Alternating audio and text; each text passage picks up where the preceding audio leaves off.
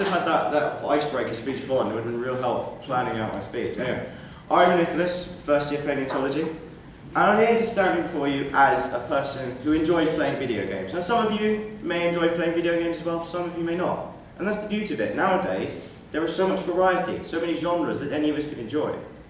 Just like films are, really. Now, games have come a long way since they started out. Pong, very simple. Just bat the ball between them. Now we have so much more. A variety of consoles and various platforms for any level of interest, be it a casual mobile gamer or a full-on console blockbuster player.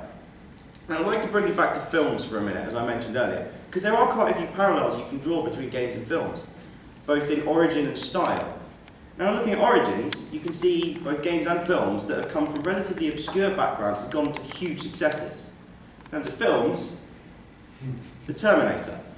Now, I know what you're thinking, surely this is a staple of Hollywood, and it is now, and that's kind of the point. When it started out, its director and star, James Cameron and Arnie, were pretty much untested. Now the two are Hollywood giants, and Terminator is one of the biggest franchises around. A comparable story with video games would be that of Minecraft. It's the first game developed by Mojang. While it was still in its beta phase, that is, it hasn't been fully completed yet, it had sold 1 million copies through word of mouth alone. When the Xbox Live Arcade version was released earlier this year, it became profitable within an hour, within 24 hours had broken the Xbox Live Arcade sales record, and within a week had sold 1 million copies. Equally, there are films and games that are generally popular when they start out and spawn multiple sequels. Things like Transformers and Call of Duty, each of them bringing in millions for their franchises regardless of what any critic will throw at them.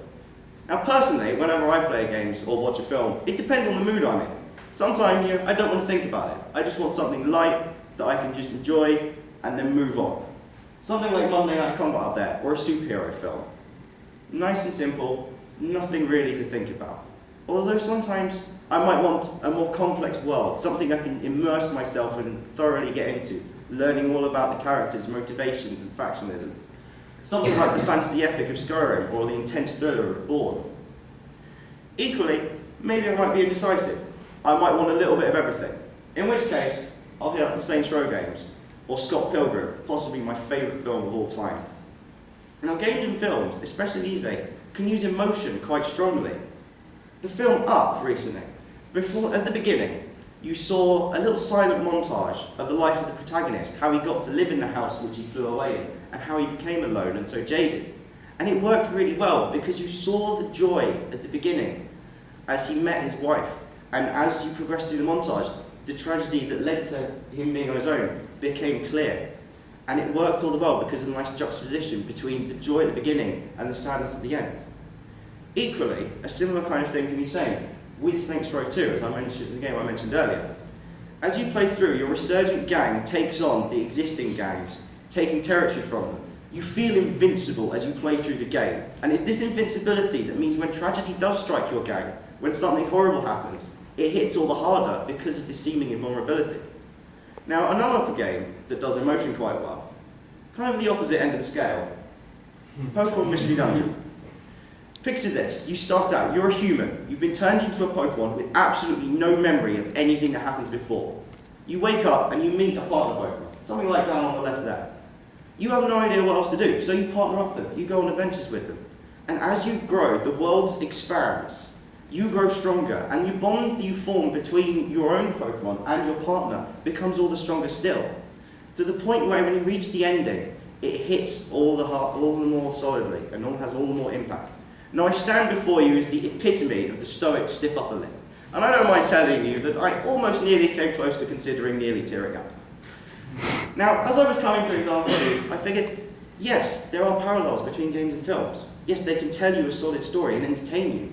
And I think perhaps video games can draw you into a story better because you're part of the events. But there are things that games can do that films can't really. Something like challenge your skill and intellect. A game like Quarrel on the top there, like a cross between Countdown and Scrabble with elements of territory capture thrown in. You don't have to think about a plot, it's just you, the letters, and your opponent. Just something to test you out.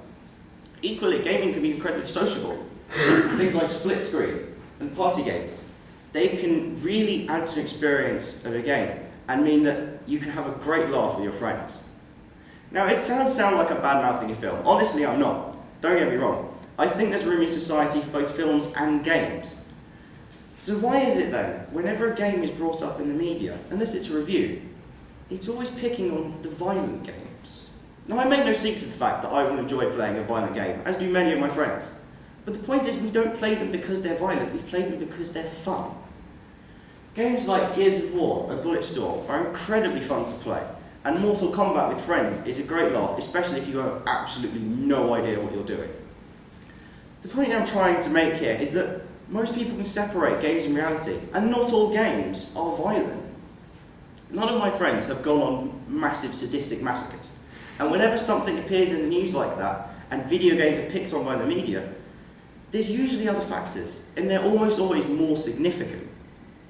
Now, I know that some games are possibly too gory, but there are films that are just as bad. Now, I'd like to point out an article in the newspaper at the beginning of the year. They featured a study saying that online gaming had the same effect on the brain as harmful drugs. Now, does anyone like to take a guess at the size of the sample this study presented? Anyone? One. Little one. I'll give you 17. 17 adolescents. And this featured quite prominently in the paper.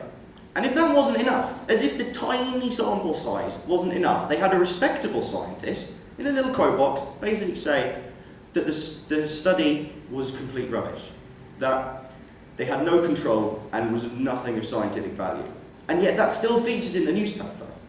It boggles the mind. Now, as I mentioned before, yes, there are violent games.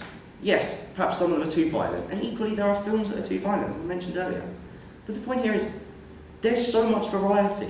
Why do we need to single out the violent games when there is so much more that they can provide us with? Gaming has come a long way, and I feel it will evolve further and further and become a staple of our culture and entertainment, just as films, television and radio have done before.